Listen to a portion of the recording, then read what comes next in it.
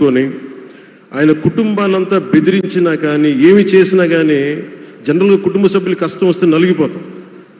కానీ అది కూడా దాటుకొని నేను నా జర్నలిస్ట్ వాల్యూస్ నేను కాంప్రమైజ్ అవ్వను, ఏదైతే జరగనని చెప్పి ఆయన కూర్చోబెట్టి at the cost of his family members also he vent ahead and uphold the journalistic values.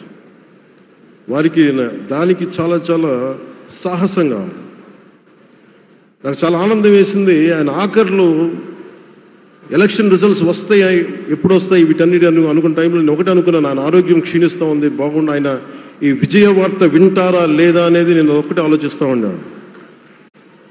So నేను శ్రీమతి శైలజా కిరణ్ గారిని, సుమన్ గారిని, శ్రీమతి విజయశ్రీ గారిని అడిగినప్పుడు నేను ఒకటి అడిగాను, ఆయన విన్నారా అండి, ఆయనకి మాటలు వినిపించినాయా?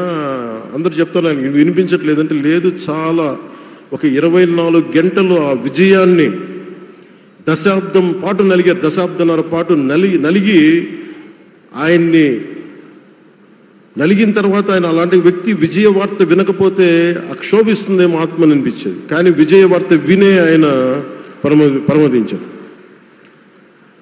అందుకు నాకు చాలా ఒక తృప్తినిచ్చింది.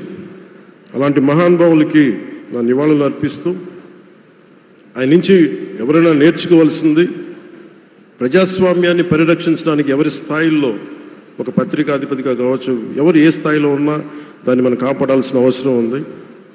అలాగే ఆయన జర్నలిస్టిక్ వారసత్వ ప్రవాహం అంటే ఉదాహరణకి ఈనాడు, ఈటీవీ తాలూకు ప్రజెంటేషన్ ఆఫ్ న్యూస్ చాలా న్యూట్రల్గా, అన్బయాస్డ్గా ఉండదు.